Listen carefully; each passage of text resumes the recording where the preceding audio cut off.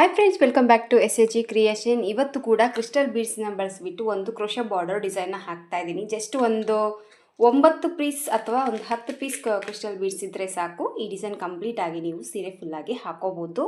Heavy ಬೇಡ, simple ಆಗಿ ಇರಲಿ ಅಂತ ಹೇಳಿದಕ್ಕೋಸ್ಕರ ಈ ಡಿಸೈನ್ನ ಹಾಕ್ತಾ ಇದ್ದೀನಿ. ಇದು ಕೂಡ ಅಷ್ಟೇ, ನನ್ನ ಸೀರೆಗೆ ಹಾಕ್ಕೊಂಡಿರುವಂಥ ಡಿಸೈನ್ನ ನೋಡ್ಕೊಂಡ್ಬಿಟ್ಟು ಸೆಲೆಕ್ಟ್ ಮಾಡ್ಕೊಂಡಿದ್ರು.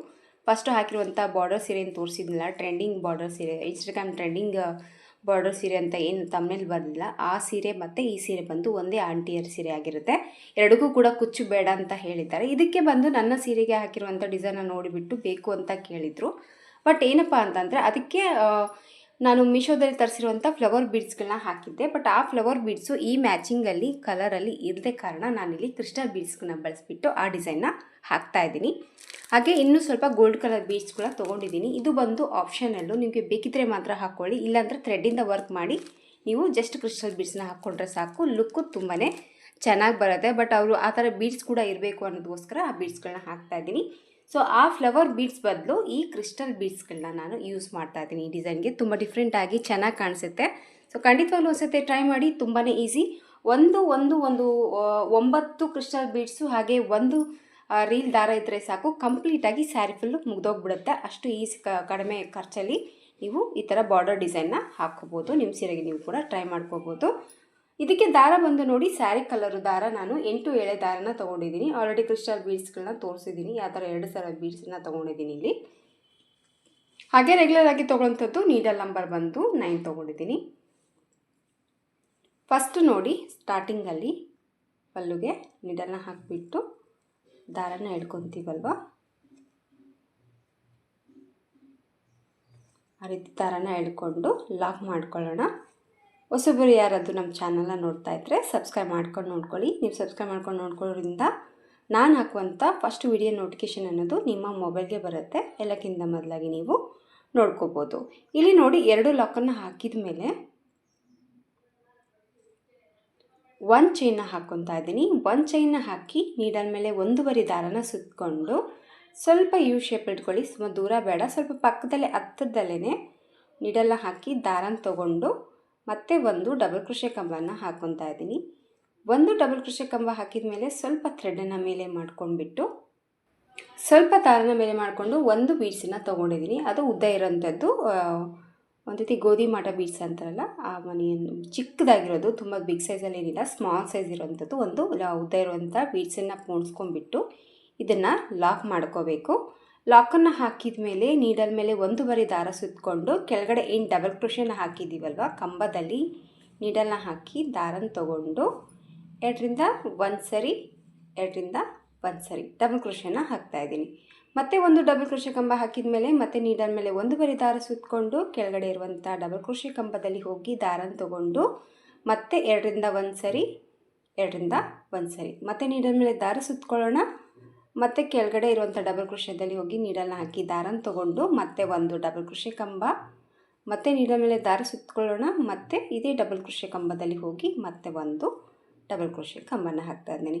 ಇಲ್ಲಿ ಟೋಟಲ್ ಆಗಿ ಇಲ್ಲಿ ನೋಡಿ, ನಾನು 4 ಡಬಲ್ ಕ್ರೋಶೆ ಕಂಬನ ಹಾಕಿದ್ದೀನಿ. ಅಂದರೆ ಪುಟ್ಟದಾದಂಥ ಆಚರಣೆ ಅನ್ನೋದು ಹಾಕಿದ್ದೀನಿ. 4 ಡಬಲ್ ಕ್ರೋಶೆ ಕಂಬನ ಹಾಕಿದ ಮೇಲೆ ಕರೆಕ್ಟಾಗಿ ಎಲ್ಲಿ ಬರುತ್ತೆ ನೋಡ್ಕೊಂಬಿಟ್ಟು ಈಗ ಮತ್ತೆ ಒಂದು ಸತಿ ನೀಡಲ್ ಮೇಲೆ ದಾರ ಸುತ್ತಕೊಂಡು ಆ ಒಂದು ಪಾಯಿಂಟನ್ನು ನೋಡ್ಕೊಳ್ಳಿ ಕರೆಕ್ಟಾಗಿ, ಆ ಒಂದು ಮೆಜರ್ಮೆಂಟಿಗೆ. ಮತ್ತು ಈಗ 2ರಿಂದ 1 ಸರಿ 2ರಿಂದ 1 ಸರಿ ಡಬಲ್ ಕ್ರೋಶೆ ಕಂಬನ ಹಾಕ್ಕೊತಾ ಇದ್ದೀನಿ. ಸ್ಟಾರ್ಟಿಂಗಾಗಿ ಇಟ್ಕೊಂಡ್ಬಿಟ್ಟು ಡಬಲ್ ಕ್ರೋಶೆ ಕಂಬನ ಹಾಕಿದ್ದೀನಿ. ಈಗ ಒಂದು ಡಬಲ್ ಕ್ರೋಶೆ ಕಂಬ ಹಾಕಿದ ಮೇಲೆ ಮತ್ತೆ ಸ್ವಲ್ಪ ಥ್ರೆಡನ್ನು ಮೇಲೆ ಮಾಡಿಕೊಂಡು ನೀಡಲ್ನ ತೆಗೆದುಬಿಟ್ಟು ಮತ್ತೆ ಈಗ ಸೇಮ್ ಉದ್ದ ಇರುವಂಥ ಬೀಡ್ಸನ್ನು ತೊಗೊಂಡಿದ್ದೀನಿ. ಇಲ್ಲಾಂದರೆ ಡೈರೆಕ್ಟಾಗಿ ನೀವು ಪಲ್ಲುಗೆ ಲಾಕ್ ಮಾಡಿಕೊಂಡು ಕೂಡ ಮತ್ತೆ ಎಕ್ಸ್ಟ್ರಾ ಚೈನ್ ಹಾಕೊಳ್ಳೋ ಬದಲು ಈ ಥರ ಸ್ಲ್ಯಾಂಡಾಗಿ ಇಟ್ಕೊಂಡು ಒಂದು ಡಬಲ್ ಕ್ರೋಶೆನ ಹಾಕಿ ಮತ್ತೆ ಉದ್ದ ಇರುವಂಥ ಒಂದು ಬೀಡ್ಸನ್ನು ಹಾಕಿ ಇದನ್ನು ಲಾಕ್ ಮಾಡ್ಕೋಬೇಕು. ಲಾಕನ್ನು ಹಾಕಿದ ಮೇಲೆ ಮತ್ತೆ ನೀಡಲ್ ಮೇಲೆ ದಾರ ಸುತ್ತಕೊಳ್ಳೋಣ. ಮತ್ತು ಇಲ್ಲಿ ಡಬಲ್ ಕ್ರೋಶೆ ಕಂಬ ಏನಿದೆಯಲ್ಲ ಇದರಲ್ಲಿ ಹೋಗಿ ನೀಡಲ್ನ ಹಾಕಿ ದಾರನ ತೊಗೊಂಡು 2ರಿಂದ 1 ಸರಿ 2ರಿಂದ 1 ಸರಿ ಮತ್ತೆ ಇಲ್ಲಿ 4 ಡಬಲ್ ಕ್ರೋಶೆ ಕಂಬನ ವರ್ಕ್ ಮಾಡ್ಕೋಬೇಕಾಗತ್ತೆ. ಮತ್ತು ನೀಡಲ್ ಮೇಲೆ 1 ದಾರನ ಸುತ್ಕೋಬೇಕು. ಮತ್ತೆ ಒಂದು ಡಬಲ್ ಕ್ರೋಶೆ ಕಂಬ, ಮತ್ತು ನೀಡಲ್ ಮೇಲೆ 1 ದಾರ ಸುತ್ತಕೊಂಡು 2ರಿಂದ 1 ಸರಿ 2ರಿಂದ 1 ಸರಿ ಮತ್ತೆ ನೀಡಲ್ ಮೇಲೆ ದಾರ ಸುತ್ಕೋಬೇಕು. ಮತ್ತು ಡಬಲ್ ಕ್ರೋಶೆ ಕಂಬನ ವರ್ಕ್ ಮಾಡ್ಕೋಬೇಕು. ಇಲ್ಲಿ ಕೂಡ ನೋಡಿ 4 ಡಬಲ್ ಕ್ರೋಶೆ ಕಂಬಗಳಾಗಿದೆ. 4 ಡಬಲ್ ಕ್ರೋಶೆ ಕಂಬ ಸೇಮ್ ಫಸ್ಟ್ ಆಚಲ್ಲಿ ಏನು ವರ್ಕ್ ಮಾಡಿದೀವೋ ಅದೇ ರೀತಿಯಾಗಿ ಸೆಕೆಂಡ್ ಆಚಲ್ಲಿ ಕೂಡ ನಾನು 4 ಡಬಲ್ ಕ್ರೋಶೆ ಕಂಬನ ವರ್ಕ್ ಮಾಡಿದ್ದೀನಿ. ಸೊ ನಿಮಗೆ ಸ್ವಲ್ಪ ಬಿಗ್ ಸೈಜಲ್ಲಿ ಬೇಕು ಅಂದರೆ ಒಂದು ಎಕ್ಸ್ಟ್ರಾ ಕಂಬನ ಕೂಡ ನೀವು ಮಾಡ್ಬೋದು, ಅಂದರೆ 5 ಮಾಡ್ಕೋಬೋದು. ಇಲ್ಲಿ ಒಂದು ಬೀಡ್ಸ್ನ ಕೌಂಟ್ ಬಿಟ್ಬಿಟ್ಟು 4 ಡಬಲ್ ಕ್ರೋಶೆ ಕಂಬಗಳನ್ನ ಹಾಕಿದ ಮೇಲೆ ನೋಡಿ ಮತ್ತೆ ಸೀದಾ ಮತ್ತೆ ನೀಡಲ್ ಮೇಲೆ ದಾರ ಸುತ್ಕೊಳ್ಳೋಣ. ಕರೆಕ್ಟಾಗಿ ಅದು ಎಲ್ಲಿಗೆ ರೀಚ್ ಆಗುತ್ತೆ ನೋಡ್ಕೊಳ್ಳಿ. ಪೂರ್ತಿ ಎಳೆಯುತ್ತಾ ಬೇಡ, ಹಾಕಿ ಸ್ವಲ್ಪ ಒಂದು ಪಾಯಿಂಟ್ ಒಳಗಷ್ಟು ಬೇಡ, ಕರೆಕ್ಟಾಗಿ ಅದು ಎಲ್ಲಿ ರೀಚ್ ಆಗುತ್ತೆ ನೋಡಿಕೊಂಡು ನೀಡಲ್ಲು ಆ ಒಂದು ಪಾಯಿಂಟಿಗೆ ನೀಡಲ್ನ ಹಾಕಿ ಅಲ್ಲಿಗೆ ಮತ್ತೆ ಒಂದು ಡಬಲ್ ಕ್ರೋಶೆ ಕಂಬನ ಹಾಕ್ಕೋಬೇಕು. 2ರಿಂದ 1 ಸರಿ, 2ರಿಂದ 1 ಸರಿ. ಮತ್ತು ಸ್ವಲ್ಪ ಥ್ರೆಡನ್ನ ಮೇಲೆ ಮಾಡ್ಕೊಳ್ಳೋಣ.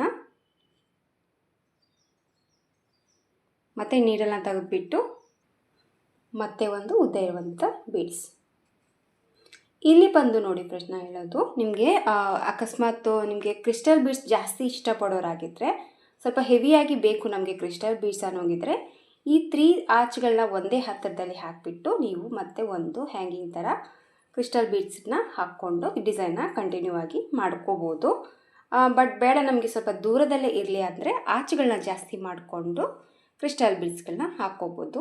ಬಟ್ ಇಲ್ಲಿ ನಾನು ಸ್ವಲ್ಪ ದೂರದಲ್ಲೇ ಹಾಕ್ತಾಯಿದ್ದೀನಿ. ಯಾಕಪ್ಪ ಅಂದರೆ ಬಟ್ ಆ ಅಮೌಂಟ್ ಬಂದು ಸ್ವಲ್ಪ ಕಡಿಮೆಯಲ್ಲೇ ಇರೋದ್ರಿಂದ ಸೊ ಆ ಅಮೌಂಟಿಗೆ ನನಗೆ ಗಿಟ್ಬೇಕಲ್ವ. ಸೊ ಹಂಗಾಗಿ ನಾನೇನು ಮಾಡ್ತಾಯಿದ್ದೀನಿ, ಆಲ್ರೆಡಿ ನಿಮ್ಗೆ ಗೊತ್ತಿರುತ್ತೆ ಕ್ರಿಸ್ಟಲ್ ಬೀಡ್ಸ್ ಬಂದು ಕಾಸ್ಟು ಜಾಸ್ತಿ ಇರುತ್ತೆ.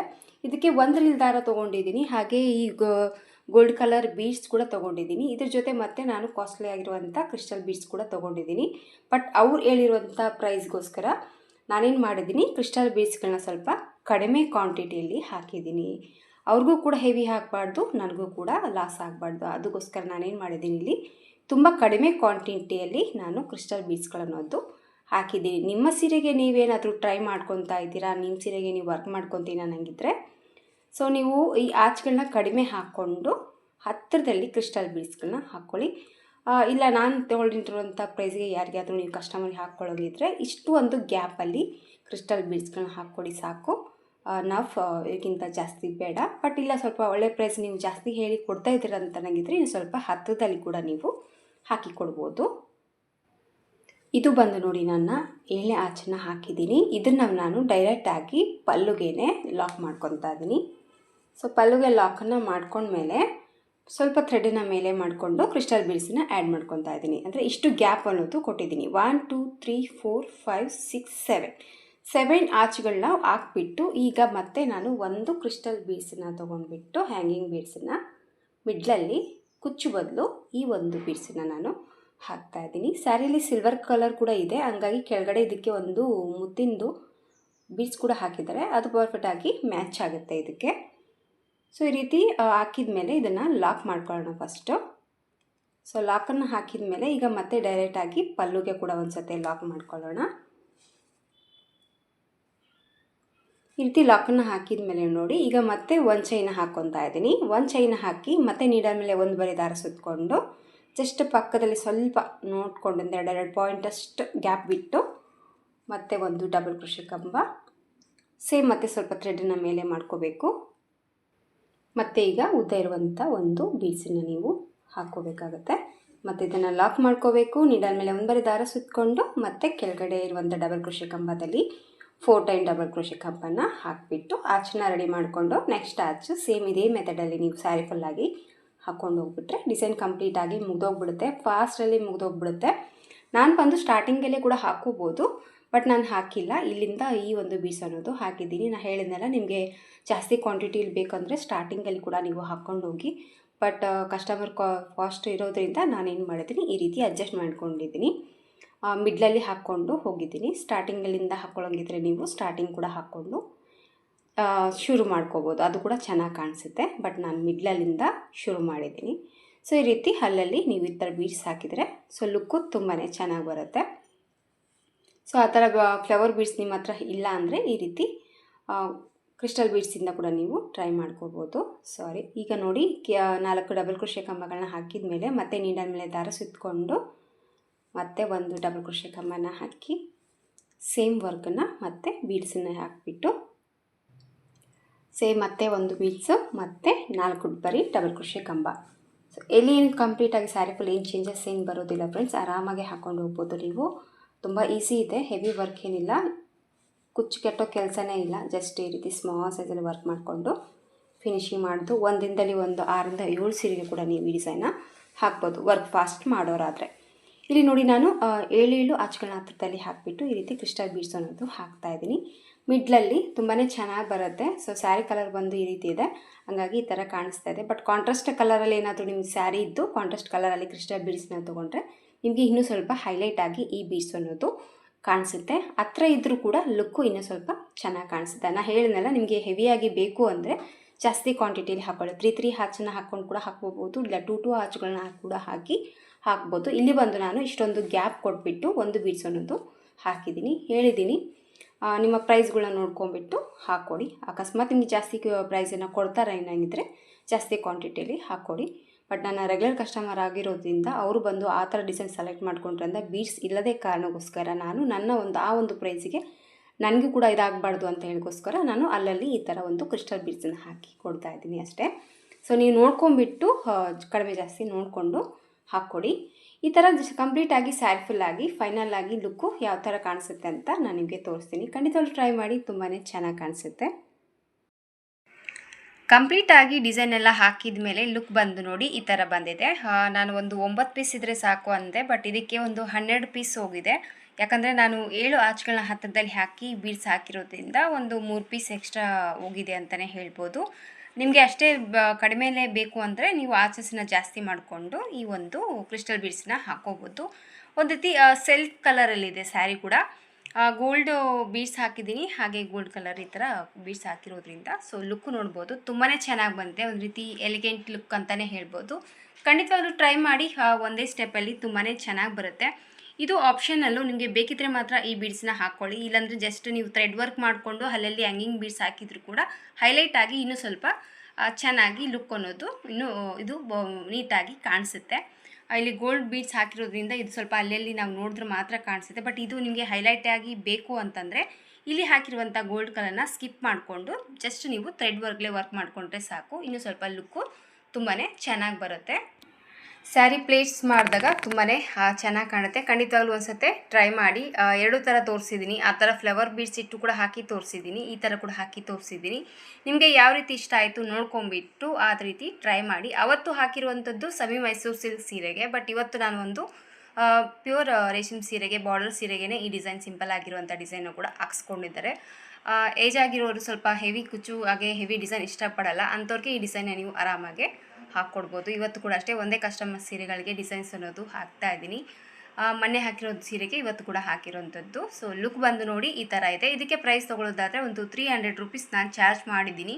ನೀವೇನಾದರೂ ಕ್ರಿಸ್ಟಲ್ ಬೀಡ್ಸ್ ಜಾಸ್ತಿ ಹಾಕ್ಕೊಳ್ಳೋಂಗಿದ್ರೆ ಸ್ವಲ್ಪ ಜಾಸ್ತಿ ಪ್ರೈಸಲ್ಲಿ ನೀವು ಡಿಸೈನ್ನ ಹಾಕಿ ರೇಟನ್ನು ತೊಗೊಳ್ಬೋದು. ಇಷ್ಟ ಆಯಿತು ಅಂದ್ಕೊಂಡಿದ್ದೀನಿ ಫ್ರೆಂಡ್ಸ್ ಇವತ್ತಿನ ಈ ಡಿಸೈನು. ಇಷ್ಟ ಆಗಿದ್ದರೆ ಒಂದು ಲೈಕ್ ಕೊಡೋದನ್ನು ಮರಿಬೇಡಿ. ಮತ್ತು ಮುಂದಿನ ವೀಡಿಯೋದಲ್ಲಿ ಸಿಗ್ತೀನಿ. ಅಲ್ಲಿವರೆಗೂ ನಮಸ್ಕಾರ.